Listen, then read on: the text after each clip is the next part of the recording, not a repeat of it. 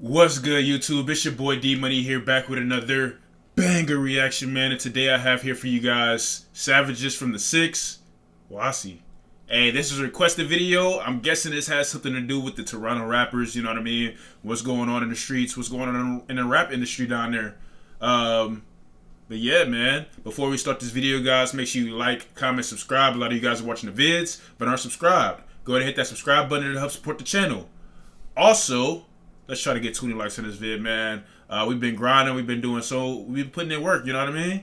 Before we end that though, comment down below what you guys want to see next, and I got y'all, man. I'm all tongue twisted and whatnot, I don't know what to say.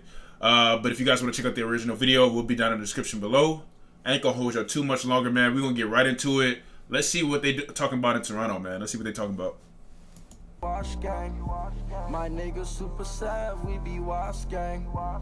All you niggas wash up, y'all be wash gang. So if you're a fan of Toronto rap, then you've heard songs by artists like Pressa, Burner Bands, Robin Banks, Houdini, and others. I've heard Robin Banks, Houdini, you know what I mean? And you've probably heard of Wassi Gang, which is basically the biggest group out of Driftwood at the moment. Most people know the name of the gang derives from a person with an interesting story. So today, on Savages from the Six, we'll take a look at 21-year-old Quasi Peters. Damn, also okay. known as Wassi. So there's no question that Wassi was well respected amongst his friends, enough to have a whole gang named after him, and for his friends to spend thousands of dollars having his make face a jury custom-made look just like him. chains. That's crazy. It's clear that he had credit and was well liked within his gang. That being said, let's get into the documented history of Wassi. Hey, he either put in some work or he was just he was just the real one Toronto, that had everybody back. He still put in work too. Area of Driftwood, where Wassi grew up. He and a now popular rapper who goes by Pressa were friends from when they were little kids. Sadly, it was clear that Wassi was headed down from a young age, with his mother saying that he was getting into trouble with the law since he was 13 years old. Not only that, but in an interview with Vlad TV, Pressa actually gives a detailed glimpse into something gruesome that Wassi saw when he was a kid. My best friend Wassi, he seen somebody like basically there's a guy, he got shot on on our neighborhood plaza. The guy ran to our bridge. He walked over the bridge and he seen the guy die. He's dead on the bridge, you know, and he's just a little kid. He was probably that shit do traumatize motherfucker, bro. 11, right? Seeing somebody literally get killed or even shot at, my nigga. That shit, fuck. You know, that's a lot for a kid to see him hell yeah, a guy dead on the floor, you know. And then that guy, even my teacher said Quasi he was never the same after that, you know. Yeah. So you don't now. It's like, damn, it's survival type shit now because you seen somebody else get killed. Seeing something that grotesque as a child is bound to have some type of effect on a growing mind. Facts. Wassi spent several years of his early teen life in and out of the juvenile detention system. When he was 16, while he was locked at Roy McMurtry Youth Center in Brampton, Wassi was the subject of a news report named From the Margins, Building Curriculum for Youth in Transition. In an interview, Wassi talks with a reporter about how being caught in the system as a young offender has turned him into a quote-unquote monster, and that every day he is fighting for his life. But that's true. Like he had a rough time in this prison. Listen, guys, once you're in the system and they got you, it's fucking hard, bro. The system is fucking flawed. And I don't care what nobody say, bro. They put you on parole, they got you for more years. You do something slight, fucking get a speeding, I don't know. It's just you do anything slight to break your parole, or your, you know what I mean? And you go back to jail for even longer, bro. It's like they got you, they just do it. And then when you come out again, you still on parole. They extend your parole. So then you can't do nothing else. It's like you can't do shit. You got to keep on going back to your parole officer, clocking in, doing all that. Bro, come on, bro. It's fucked. It's fucked, bro. And everybody knows that shit. Everybody knows. My keyboard, wait. Everybody knows that it's flawed, bro. Come on. What is my mouse doing? I don't want to stop the stream. All right. Here we go. And he continues to detail his experiences and talks more about the mindset of a youth offender in this report. Now we go back a few years before the interview. While still in the youth center, Wassi's neighborhood Driftwood and his alleged gang were under scrutiny by the police. They had been organizing a sting, dubbed Project Marvel, targeting an alleged gang in the Jane and Finch area called the Young Buck Killers. Ranging from locations in Toronto to Surrey, BC, the police executed multiple raids and ended up seizing almost 30 These guns niggas had and over $110,000 in cash. money, Over 400 hella charges guns, were laid a against motherfucking 60 war. suspects, one of those being Wassi. Even though he was locked up at the time, he was still charged for his connection with the gang. That's Being tied to this police project, as well as seeing someone die at a young age, is what drew reporters and journalists to Wassi. So now we go forward in time again. to a That's few fucked months up though. I after the mean, interview. Wassi's charges in connection to Project Marvel stick, but he manages to be granted bail and he is released. damn. He would then go on to enjoy his freedom for a short couple of years before being arrested on weapons charges a short time after his 18th birthday. That's Now, crazy, it's not bro. clear when he got back out of jail for his charges, but he was last documented being locked up in late 2013. He ended up being released at some point after.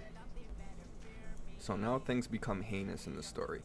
We're brought to the morning of June 2015? 28th, Okay. 2015. Police were called to a 30 condo at years later. 36 Lisgar Street, around Queen Street and Dovercourt Road, after a frantic call reported several gunshots being fired.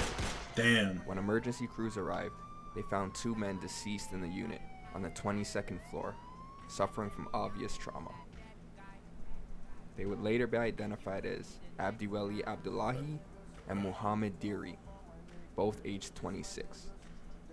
There was one woman in the unit at the time who actually climbed over the balcony and onto the neighbor's balcony to try to escape the shooting.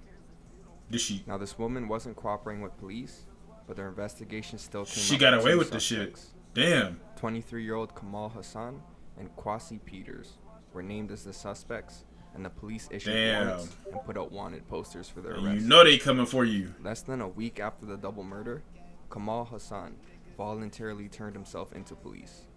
Wassi, on the other hand, was nowhere to be found and considered to be on the run at this point. Hell yeah. That nigga about to go to jail for a good ass minute. In an elevator at a different building shortly after the murders. Kamal is seen reenacting what just went down, almost emotionless to the fact that two people were just brutally murdered. Now, while Kamal was in police custody, they had turned their focus on finding Wassi. This search would last for almost a month before they Bro, the finally crazy found shit him. is they don't. Damn. So now we're taken to the early hours. He of pretty July much was 25th, just like, damn, yeah, that 2015, nigga was just like lean to a back at that. nightclub You know what I that's mean? on Like, Peter Street and Adelaide Street West. damn. Police located Wassi, and they knew he was in the club. Uniformed and undercover officers staked outside the building and waited for him to come out.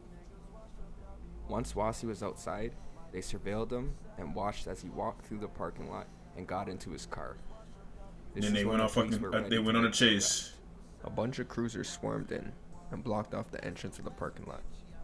A few officers on bikes close in, and there's no sound but there's shooting going on between Oh, the cops shit. and Wassi. You can see officers ducking for cover behind cars. Oh, he wasn't You going can out see with. Wassi, in a gray sweatshirt, run towards the street but trips and falls and lands in front of the cruiser where he's subdued. Damn. Aftermath was over 30 shots being exchanged. That nigga was about to Police be saying that gone. Wassi fired the first of 7 shots inside his car through the windshield. Out of all those shots fired, he was only struck with a single bullet to his chest. He was quickly rushed to the hospital. Only, but nigga. died a short time after. Like, what? Nigga? Now, What after you mean? his Only, death, nigga. The co-accused in the case, Kamal, began to explain what happened to police. He claimed that it was solely Wassi who shot the 2 men in the Lisgar condo, and he played no part in the murders.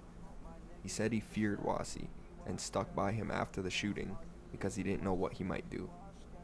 During his trial, which was 4 years later, in March. Damn, they kept the nigga in jail for 4 years. Kamal also claimed that the footage of him in the elevator reenacting the murders was actually just a ploy to make Wassi think that he wouldn't snitch on him. With the co-accused Wassi having died, it seems like it was an easy case for a defense lawyer. Seemingly, the aftermath of the trial was Kamal being found not guilty. on all charges. What? He was acquitted and effectively beat the case. No one knows. But he why can never go Sheriff back to his Wassi hood because decided to he let snitched. officers Even though old dude can only died, speculate. you know what I mean? All of the officers involved. He can never go back to his Any own. He can never go back. After the police dash cam footage surfaced. It seems like Quasi had a rough life, and honestly, it's a sad end to his story. But he continues to live on through Was Gang and through their music. Nigga, all I know is that that lifestyle only leads you to one of two spots, bro. Either in the grave or in jail for the rest of your life. It only leads you to two fucking, you know what I mean? You got that 1% that make it out, bro. That 1% that make it out, bro. It's not worth it. Now, obviously, if you are born into it, like, you know what I mean? Like, you have to survive, then, yeah, but you still want to have an out. But those, I don't see how people want to be hood. Like, why would y'all want to have a good lifestyle and then go down? It's like levels to the shit, you know what I mean? Boom, boom, boom. People be like, nah, you know what I mean? Nigga, don't claim that shit, nigga. If you out the hood, you out the hood. You know what made you, but don't let it, you know what I mean, make you. You know what I mean? Like, if you get what I'm saying. But damn, Savages from the 6, Wassi.